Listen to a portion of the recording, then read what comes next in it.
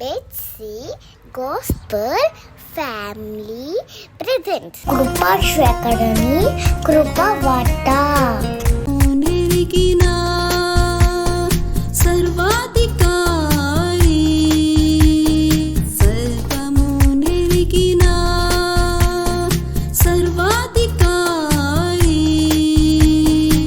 సకలము నీకు విదితము యేసు స్వామి, సకలము నీకు విదితము యేసు స్వామి. కరుణ చూపే కృపాశేఖర, నీ కృపయే నాకు ఆధారమాయే. కరుణ చూపే కృపాశేఖర, నీ కృపయే నాకు ఆధారమాయే. నీవే నా దుర్గము, నీవే నా శైలము, నీవే నా శృంగము, నీవే నా ధైర్యము. నీవే నా దుర్గము, నీవే నా శైలము, నీవే నా శృంగము, నీవే నా ధైర్యము.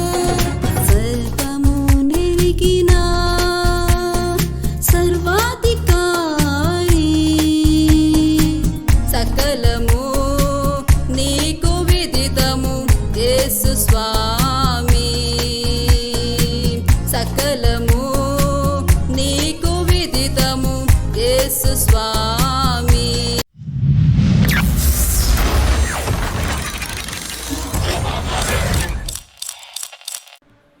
లోకరక్షకుడును మహాగణుడైన యేసుక్రీస్తు వారి యొక్క అత్యున్నత శ్రేష్ఠ గణ పరిశుద్ధ నామములో కృపాశేఖరుని కృపావార్త వీక్షకులైన మీ అందరికీ కూడా హృదయపూర్వక వందనాలు తెలియచేస్తూ ఉన్నాను. ప్రియులరా, నిన్నటి దినమున మనము వంశమును వర్ధిల్ల చేసిన రాహేలు అన్న అంశములో రాహేలు యొక్క సంతానము వలన ఎలాగూ ఆమె యొక్క ఖ్యాతి మార్చబడి ఉన్నదో, ఖ్యాతి నొందినదై ఉన్నదో, గొడ్రాలిగా పిలువబడవలసిన రాహేలు వర్ధిల్ల చేయుటకు కారణమైన దానిగను, మరి ప్రాముఖ్యముగా లేయా కంటే కూడా అగ్రపీఠము ఎట్టి రీతిలో తనకు వేయబడిందో అన్న అంశాలను మనము ధ్యానం చేశాం. ఈరోజు రాహేలు వర్ధిల్లడానికి తనలోని స్వభావములో ఒక స్వభావాన్ని మీ ముందు పెట్టడానికి ఇష్టపడుతూ ఉన్నాను. మనము గనక ఆదికాండము 29వ అధ్యాయము 30-31 వచనాల్లో మనము చూసినట్లయితే, రాహేలు అత్యంతగా ప్రేమింపబడిన భార్యగా ఉంది యాకోబు గారికి. ఆమె ప్రేమింపబడింది, కానీ ఫలము లేనిదిగా కనబడుతూ ఉంది. ప్రేమలో అయితే ఉన్నతమైన స్థాయిలో కనబడుతూ ఉంది. తన యజమాని ప్రేమలో దరిదాపుల్లో పూర్తి భాగము తన సొంతంగానే కనబడుతూ ఉంది. అయినా కూడా తనలో ఫలము లేని స్థితి కనబడుతూ ఉంది. ఆమె ఎంత ప్రేమింపబడినా ఆమె గర్భము తెరవబడిన పరిస్థితి. ఇది మనం చూస్తూ ఉంటే మన బ్రతుకులో కూడా కొన్నిసార్లు ఇటువంటి సంఘటనలు కనబడుతూ ఉంటాయి. దేవుని చేత నువ్వు ప్రేమింపబడిన వ్యక్తివై ఉండొచ్చు, అభిషేకింపబడిన వ్యక్తివై ఉండొచ్చు, నిన్ను బట్టి దేవుడు ఎంతో సంతోషిస్తూ ఉన్న బిడ్డవై ఉండొచ్చు. అయినా కూడా నీ భౌతికమైన ఈ జీవనములో, దైనందిన ఈ జీవితంలో తెలియకోకుండానే కొన్ని రకములైన ఇట్టి గడ్డు పరిస్థితులు, అబారెంట్ సీజన్స్ అనేవి చూస్తూ ఉండవచ్చు. నువ్వు తలపెట్టిన పనులు ప్రతికూలతగా, నువ్వు తలపెట్టిన వ్యాపారము వర్ధిల్లకపోవడము, లేక నువ్వు చేస్తున్న ప్రయత్నాలు సఫలీకృతము కాకపోవడము, నువ్వు ఊహించిన దానికంటే కూడా వేరొక రీతిగా దాని పరిణామాలు కలగడము, ఇవన్నీ చూస్తూ ఉంటే దేవుని చేత నేను ప్రేమించబడితే నాకు ఎందుకు ఇలా జరుగుతుంది అని నువ్వు అనుకుంటూ ఉండవచ్చు. ఇదే మాటను పౌలోపోస్తులుడు రోమా సంఘమునకు రాస్తూ పత్రిక 8వ అధ్యాయము 28వ వచనములో, దేవుని ప్రేమించు వారికి అనగా ఆయన సంకల్పము చొప్పున పిలువబడిన వారికి మేలు కలుగుటకై సమస్తమును సమకూడి జరుగుచున్నవి అని చెబుతూ ఉన్నాడు. ప్రియులరా, ఒక మాటను ఆలోచించాలి కదా. మనము మన జీవితంలో జరుగుతున్న ప్రతికూలతల మధ్యలో, ప్రతికూల సంఘటనలలో ఈ ప్రతికూలత దీని వలన జరిగిందేమో అనుకుంటూ దేవుడు నన్ను ప్రేమించడం మానివేశాడేమో అని తలంచే పరిస్థితుల్లో కనబడుతూ ఉన్నాం. కానీ యజమాని ప్రేమను ఎంత అత్యధికముగా పొందుకుందో, అంత ప్రేమ పొందుకున్నా కూడా తన బ్రతుకు ఇంకా వెలితితోనే ఉంది. ప్రేమింపబడట్లేదని చెప్పట్లేదు అక్కడ. ఒక మాట జ్ఞాపకం చేసుకో, నువ్వు ప్రేమింపబడుతున్నావు అని అంటే నీకు వచ్చే సమస్యల నుండి తప్పింపబడుతున్నావు అని మాత్రమే కాదు. మనం అనుకుంటాం ప్రేమించాం కాబట్టి నాకే సమస్యలు రావు, దేవుడు నన్ను ప్రేమిస్తున్నాడు కాబట్టి నాకే సమస్యలు రావు. కాదు. ఆయన నిన్ను ప్రేమిస్తున్నాడు కాబట్టి నువ్వు సమస్యల నుంచి తప్పించుకుంటున్నావు అనేది చాలా పసితనపు ఆలోచన. ఒక మాటలో చెప్పాలి అని అంటే నీ కురచ బుద్ధి ఆలోచన అది. నువ్వు అంతగా ఎక్కువ ఆలోచించట్లేదని అర్థం. నీ సమస్యలో, ఆ సమస్యల మధ్యలో నుండి నువ్వు వెళుతూ ఉన్నప్పుడు కూడా దేవుడు నిన్ను ప్రేమిస్తూనే ఉన్నాడు అని తెలుసుకొనవలసిన ఒక అనుభవమును నీకు దేవుడు నేర్పించడానికి, ఆత్మీయముగా నీకు ఈ అనుభవములో పరిణితి రావడానికి దేవుడు ఆశపడుతూ దానిని నీకు ఆమోదించిన వాడై ఉన్నాడు. కొంతమంది అంగీకరించి కూడా ఆ దేవుడే నాకు ఇది అనుమతించాడు అంటూనే తెలియకోకుండా సనిగేవారిగా ఉంటూ ఉంటారు. ఒకసారి చూడండి అండి, తక్కువ కాలమేమి ఆమె ఎదురు చూడలేదండి. దరిదాపుల్లో ఈ ముఖ పక్కన బాధపడుతూ ఉంది. తన తోటిగా ఉన్న తన అక్కేమో 6 మగబిడ్డలను ఒక ఆడబిడ్డకు జన్మనిచ్చింది. దాసీలైన వారు ఇరువురుగా వారు జన్మనిచ్చారు. దరిదాపుల్లో 11 సంతానం అప్పటికే కలిగింది. ఇంతమంది సంతానము కలుగుతూ ఉన్నా కూడా, కాల వ్యవధి జరుగుతూ ఉన్నా కూడా ఈమె ఇంకా ఆ గొడ్రాలితనముతోనే బాధపడుతూ ఉంది. ఎంతగా ప్రాధేయపడింది తన యజమాని దగ్గర. తన నిస్వార్థమైన, తనను అలజడిపరుచుచున్న ఆశ వ్యక్తపరిచింది, ప్రాధేయపడింది, గోజాడుతూ ఉంది. అయినా అతడు ప్రేమిస్తూనే ఉన్నాడు, తన ప్రేమను అందిస్తూనే ఉన్నాడు. అయినా కార్యం ఆలస్యం అవుతూనే ఉంది. కానీ ఆలస్యం అయిపోయింది కదా అని ఎంత మాత్రము కూడా తను ఆ కార్యమును విడిచిపెట్టిన స్థితిలో లేదు రాహేలు. విడిచిపెట్టిన స్థితిలో లేదు. మనము నిరీక్షించగలిగితే దేవుడు మన బలమును అధికము చేయగలిగిన వాడై ఉన్నాడు. మనము దేవుడి వైపు ఎదురు చూస్తూ ఉంటే, మన నిరీక్షణ దేవుడి మీద ఉంటే, దేవుడే మనలను బలపరచగలిగిన వాడై ఉన్నాడు. మృతతుల్యమైన దేహము, స్త్రీ ధర్మము ఉడికిపోయిన శారమ్మ గర్భము తెరిచిన దేవుడు కదా. 20 సంవత్సరముల పాటు బిడ్డలు లేకుండా ఉన్న రిబ్కా గర్భము తెరచి తన యజమానిని ఆ గర్భమునందుండి దీవించిన దేవుడు కాదా ఆయన? ఆయనకు అసాధ్యమైన దేవన్నా ఉందా? కానీ ఆమె ఎక్కడ నిరీక్షణ కోల్పోకోకుండా, ఆశను పోగొట్టుకోకుండా ఆ ఆశ కొరకే నిరీక్షిస్తూ ఉంది. ఈనాడు చాలామంది పలు విధములైన వాటితో తృప్తిపరచబడుతూ ఉన్నారు, సరిపెట్టేసుకుంటున్నారు. వారి ఆలోచనలను, వారి ప్రయత్నాలను, వారి కోరికను, వారి గురిని వారే కురచ చేసేసుకుంటున్నారు. ఇది ఆలస్యం అయిపోతుంది కదా, నేను దీంతో సరిపెట్టేసుకుంటాను. శ్రేష్టమైనది కావాలి అని అంటే నీలో శ్రేష్టమైన నిరీక్షణ ఉండాలి.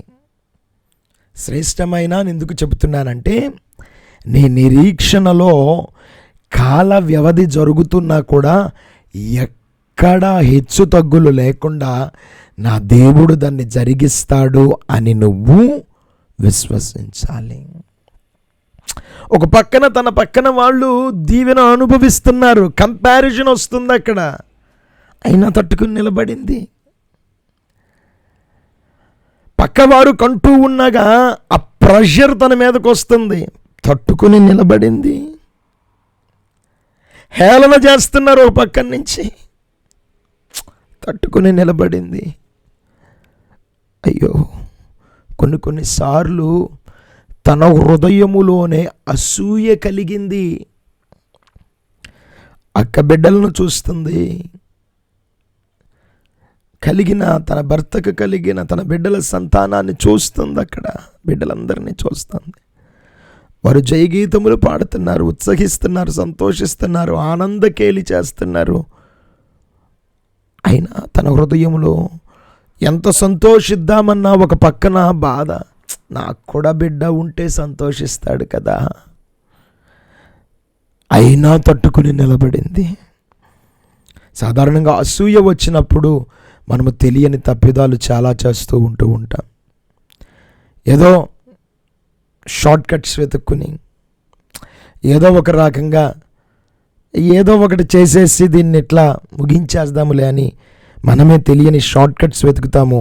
ఆ షార్ట్ కట్స్ యొక్క పర్యవసానాలనే మన బ్రతుకులో మనము అనుభవిస్తూ ఉంటాం. రాహేలు కూడా ప్రయత్నం చేసింది అటువంటి ఒక షార్ట్ కట్ని. అదే మనకి 30వ అధ్యాయములో కనబడుతూ ఉంటుంది. పెద్దవాడైన రూబేను తన తల్లి కాన్పు ఉడికినదై ఉన్నప్పటికీ తనలో ఆశ ఇంకా బిడ్డల్ని కనాలని ఉందని తెలిసినప్పుడు పుత్రదాత వృక్ష ఫలములను తీసుకుని వచ్చి లేయాకి ఇస్తాడు. లేయాకి పుత్రదాత వృక్ష ఫలములు ఇవ్వబడిన పరిస్థితిని చూసినప్పుడు ఈ ప్రయత్నము ద్వారానైనా నాకు లాభము కలుగుతుందేమో అనుకుంది.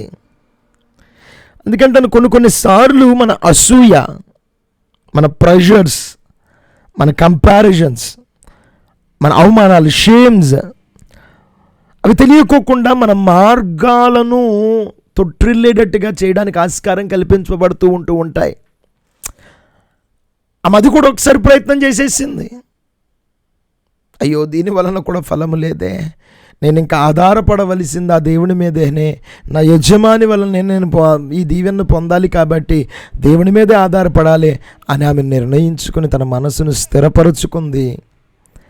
ఇదిగో పండంటి యోసేపుకు జన్మనిచ్చింది. ఫలించడి కొమ్మగా దీవించబడిన యోసేపుకు జన్మనిచ్చింది. తన గర్భము నుండి వచ్చిన 2 సంతానాలు కూడా, ఒకరేమో యోధులుగాను రాజు అభిషేకము పొందదగిన వారిగాను ఒక వంశము తయారవుతుంటే, ఇంకొక వంశము బహుజనులను పోషించగలిగిన రీతిగా, దేశములలో కరువులు పరిస్థితులలో కూడా పోషించగలిగిన రీతిగా వృద్ధి చెందేవారై ఉన్నారు. ఎందుకు? ఒక నిరీక్షణలో నుండి చెప్పసఖ్యము కాని ఆ యొక్క అనుభవములో నుండి తట్టుకుని నిలవబడి వచ్చి పొందుకున్న దీవెన వేరు. ఆలోచించండి ఒక్కసారి. నీ బ్రతుకులో నువ్వు ఎన్ని ప్రయత్నాలను తెలియకోకుండా దేవుడు నన్ను ప్రేమించట్లేదులే అని ఎన్నిసార్లు అనుకున్నావో, ఎన్ని ప్రయత్నాలలో నీవే తెలియకోకుండా ఇంతసేపు నేను వెయిట్ చేశాను, ఇంకా నా వల్ల కావట్లేదు, ఈ షార్ట్ కట్ నేను తీసేసుకుంటాను, ఇగో ఈ ఈ ఛాన్స్ నేను ట్రై చేస్తాను అని నీ ఆలోచనలకు నువ్వు అవకాశాన్ని కల్పించి ఆ దీవెనకరమైన స్థాయిని, దీవెన అనుభవించవలసిన స్థాయిని తగ్గించుకుని తీసుకున్న నిర్ణయాల ఒక పర్యావసానములో దుఃఖాక్రాంతుడు అయిపోతున్నావేమో. దరిదాపుల్లో పుత్రదాత వృక్ష ఫలముల కొరకు యజమానిని అప్పగించుకుని ఆ ఫలములు పొందుకుందే తప్ప దాని వలన 5 సంవత్సరాలు తను ఏమీ పొందుకోలేకపోయింది. ఇంచుమించుగా 5 సంవత్సరాలు ఏమీ చూడలేదు ఆమె. అలా నిరీక్షిస్తూ ఉందంతే. నువ్వు కొన్ని షార్ట్ కట్స్ అని ట్రై చేస్తున్నావేమో. ఏ షార్ట్ కట్ మీద డిపెండ్ అవ్వద్దు. గుర్తుపెట్టుకో, నా దేవుడు నిన్ను ప్రేమిస్తున్నాడు. ఆయన ప్రేమించాడు కాబట్టే తన రక్తమును క్రయధనముగా నీ కొరకు చెల్లించి నిన్ను విడిపించి విమోచించి రక్షించి తన సొత్తైన ప్రజగా తను కోరుకొనిన వంశములో నిన్ను నిలవబెట్టాడు. ఆ స్థాయిలో, స్థానములో నిలవబెట్టాడు. నువ్వు ప్రతికూలంగా ఉన్నాయి అని అనుకుంటున్న వాటిని అలా చూస్తూ నిరీక్షించు. అలా చూస్తూ మౌనంగా ఉండు. ఏదో నీ ప్రయత్నాలు చేసేసి దాన్ని చెడగొట్టుకోకుండా ఓరక నిలచియుండు. యెహోషువతో అన్నాడు కదా, రేపు యెహోవా మీ మధ్యలో జరిగించు కార్యమును చూచుటకు మీరు ఓరక నిలచియుండు. ఓరక నిలచి దేవుడు ఏం జరిగిస్తున్నాడో చూడు. నీ గడ్డు కాలములను నా దేవుడు తీసివేసి సమృద్ధి ఆశీర్వాదపు దినములను నీలో పెట్టునుగాక. నువ్వు నిరీక్షించిన ఫలమును నీ ఒడిలో పెట్టునుగాక. ఏ దాని కొరకైతే నువ్వు అవమానింపబడ్డావో, ఏ దాని కొరకైతే పితరులతో పోల్చబడ్డావో, ఏ దాని కొరకైతే నువ్వు తెలియకయే అవమానము పాలైపోయి భరించలేని భారమును అనుభవించావో, తీవ్రతను అనుభవించావో, అన్నిటినీ మరిచిపోయి సంతోషించే కార్యము నా దేవుడు జరిగించగలిగిన వాడై ఉన్నాడు, జరిగిస్తున్నవాడై ఉన్నాడు. నువ్వు ఆ కార్యాన్ని అనుభవించకపోతున్నావు. గుర్తుపెట్టుకో, నిశ్చయముగా నీ బ్రతుకుల కార్యము జరుగుట నువ్వు చూచి దేవుణ్ణి గణపరుస్తావు. అంత మాత్రమే కాదు, ఆ కార్యాన్ని బట్టి నిన్ను నీ తరములలో ఘనముగా ఎంచగలిగిన స్థాయికి నువ్వు వెళ్తావు. గుర్తుపెట్టుకో. అందుకనే నీకు మంచి పేరును, ఖ్యాతిని తెస్తానన్నాడు జెఫన్యా గ్రంథంలో. నా దేవుడు ఈరోజు నీతో మరలా చెప్తున్న మాట, రాహేలు జీవితంలో ఆమె ప్రేమింపబడింది, అయినా కూడా గడ్డు దినములను చూసింది. ఆమె ప్రేమింపబడింది, తన దీవెన ఆలస్యం అయ్యింది. కొన్ని ప్రయత్నాలు చేసింది, అవి ఫలీకృతము కాలేదని ఎరిగి మరల మొదటి విశ్వాసముతో నిరీక్షించడం మొదలుపెట్టింది. తక్కువ దినములలోనే, తక్కువ కాలములోనే దేవుడు తన కార్యముతో తనని తృప్తిపరిచాడు. కాబట్టి ఈరోజు నువ్వు విశ్వసించగలిగితే ఈ ప్రార్థనలో ఏకీభవించు. నీ బ్రతుకులో కూడా నిశ్చయముగా నా దేవుడు ఇటువంటి ఘనమైన కార్యముతో వంశములు వృద్ధి అయ్యే రీతిలో నిన్ను నా దేవుడు నిలవబెట్టి దీవించి హెచ్చించునుగాక. తల్లి ఉంచి ప్రార్థనలో ఏకీభవిస్తావా? ఆశ్చర్యకరుడైన దైవమా, నిన్ను స్తుతిస్తూ ఉన్నాను. నీ సన్నిధిలో ఇలాగ ప్రార్థించడానికి మీరు ఇచ్చిన కృపను బట్టి నీకు స్తోత్రాలు, వందనాలు. అత్యున్నతమైన ఘనమైన నీవు కార్యము చేయగలిగిన సమర్థుడవై ఉన్నావు. నీ వలన తప్ప ఇంకెవరి వలన ఏ కార్యాలు జరగవయ్యా. మరి ప్రత్యేకంగా నీ సన్నిధిలో అడుగుతూ ఉన్నాము తండ్రి, రాహేలును ఎట్టి రీతిలో హెచ్చించి గణపరిచావో మమ్మలను అట్టి రీతిలో దీవించండి. ప్రత్యేకంగా నీ బిడ్డలు నీ చేత ప్రేమింపబడి వారి పరిస్థితులలో తెలియకయే గడ్డు పరిస్థితులను ఇంకా ఎదుర్కొంటూ వస్తూ ఉన్నారు. వాటిని తీసివేయండి. అజ్ఞానముతో, పసితనముతో తెలియక ఆల్టర్నేటివ్స్ ఎత్తుక్కుంటున్నారేమో. వాటి వలన కలిగే పర్యావసానాలు బిడ్డలు అనుభవించుకోకుండా నువ్వు వాటి నుంచి విడుదల కలుగ చేయమని ప్రార్థిస్తూ ఉన్నా. కృపను అనుగ్రహించండి. దర్శనము నిర్ణయ కాలమున జరుగుటకు ఆతురపడుచున్నది. అది ఆలస్యముగా జరిగినను తన కాలమునది జరుగునని, తప్పక నెరవేరునని హబక్కూకు గ్రంథంలో మీరు మాట్లాడారు. ఆ నిరీక్షణ మాలో ఉంచమని, దాని కొరకు మమ్మల్ని సిద్ధపరచమని, మహిమ ఘనత ప్రభావములు నీకు ఆరోపించుకొనుచు యేసు ఘననామములో అడిగి వేడుకొని పొందుతున్నాము మా తండ్రి, ఆమేన్. ఈరోజు పుట్టినరోజులు, వివాహ వార్షిక ఉత్సవాలు జరుపుకుంటున్న మీ అందరికీ కూడా శుభాలు తెలియచేస్తున్నాను. నా దేవుని నిత్య సన్నిధి మీ అందరితో కూడా వచ్చి మిమ్మల్ని దీవించునుగాక. ఆమేన్.